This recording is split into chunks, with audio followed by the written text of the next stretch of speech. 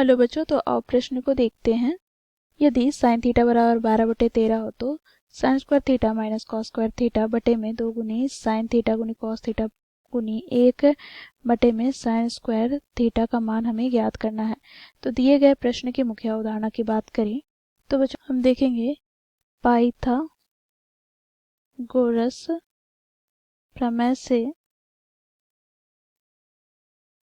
हम जानते हैं कर्ण का वर्ग बराबर होता है लंब का वर्ग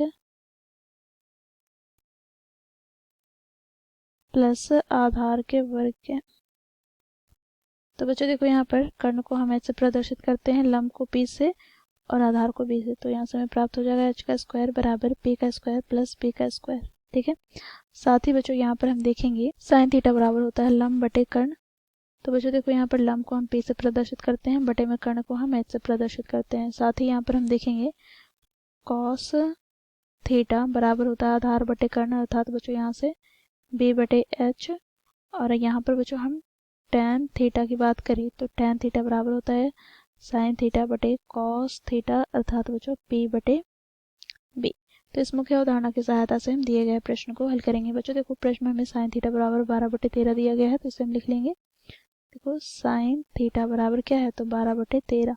बच्चों देखो साइन थीटा बराबर क्या होता है, तो p बटे h, अर्थात यहाँ से बच्चों हमें p का मान 12 इकाई तथा h का मान हमें 13 इकाई प्राप्त हो गया। तो बच्चों यहाँ से हम क्या ज्ञात करेंगे, तो यहाँ से हमें आधार अर्थात b ज्ञात करेंगे। तो b का स्क्वायर बराबर क्या होता है, तो h का स्क्वायर माइनस p का स्क्वायर, अर्थात बच्चों h का स्क्वायर अर्थात 13 का स्क्वायर माइनस p का स्क्वायर अर्थात 12 का स्क्वायर। तो यहाँ से हमें प्राप्त हो जाएगा 13 का स्क्वायर अर्थात 169 माइनस 12 का स्क्वायर अर्थात 144। तो बच्चों 169 में हम 144 घटाएंगे तो हमें प्राप्त हो जाएगा 25, अर्थात यहाँ से हमें b का मान प्राप्त क्या हो जाएगा, तो वर्गमूल 25, अर्थात यहाँ से हम 25 को वर्गमूल से बाहर निकालेंगे तो हमें प्राप्त हो जाएगा 5। तो इस प्रकार बच्चों हमें p का मान प्राप्त है कितना, 12, b का मान प्राप्त हो गया 5 तथा h का मान हमें प्राप्त हो गया 13।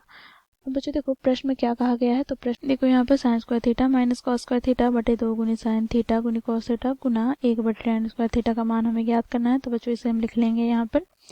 तो क्या है, तो देखो यहाँ से sine square theta minus cos square theta बटे में 2 गुनी साइन थीटा गुनी कॉस थीटा गुना में 1 बटे tan स्क्वायर थीटा। बच्चों देखो यहाँ से हम अब इसका मान रखेंगे। तो बच्चों देखो यहाँ पर साइन थीटा बराबर क्या होता है, तो साइन थीटा बराबर होता है बच्चों p बटे h। तो यहाँ पर हम लिखेंगे p बटे h का whole square minus cos square theta क्या होगा, तो b बटे h का होल स्क्वायर बटे में बच्चों देखो यहाँ पर 2 गुनी p बटे h गुना b बटे h गुना में 1 बटे tan स्क्वायर थीटा क्या हो जाएगा, तो p बटे b का होल स्क्वायर।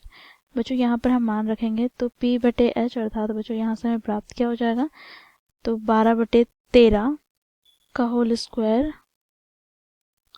माइनस b क्या है, तो 5, तो 5/13 का होल स्क्वायर बटे में बच्चों यहाँ पर 2 गुनी क्या हो जाएगा, तो यहाँ से देखो p बटे h, अर्थात बच्चों यहाँ पर 12/13 गुना बच्चों देखो यहाँ पर b बटे h अर्थात 5/13 माइनस का यहाँ पर क्या हो जाएगा, तो 1 बटे में p बटे b, अर्थात p का मान क्या है, तो 12, तो 12 बटे b का मान क्या है, तो 5, तो 12/5 का होल स्क्वायर।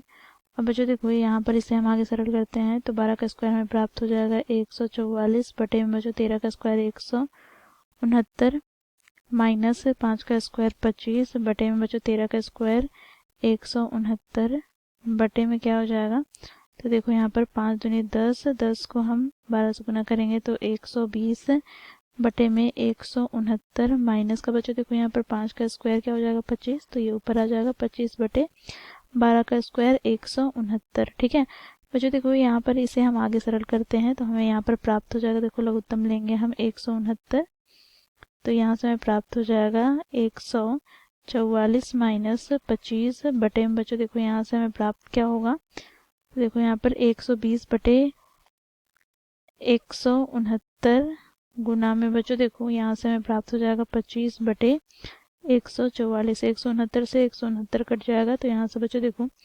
144 में हम 25 घटाएंगे तो हमें प्राप्त हो जाएगा 119 बटे में 120 गुना बच्चों यहाँ पर 25 बटे 144। बच्चों देखो यहाँ पर इसे हम विभाजित कर लेते हैं 5 से, तो 5 बचे 25, यहाँ पर 5 दूनी 10, यहाँ पर 2 बच गया, तो 5 चौके 20। ठीक है, तो बच्चों यहाँ से हमें प्राप्त क्या हो गया, तो देखो यहाँ पर 119 को हम 5 से गुना करेंगे तो 5 9 45 का 5 हाथ में 4, 5 का 5 और 4 9 और यहाँ पर 5, तो 595 बटे में बच्चों देखो 24 को हम 144 से गुना करते तो हमें प्राप्त हो जाएगा 3456।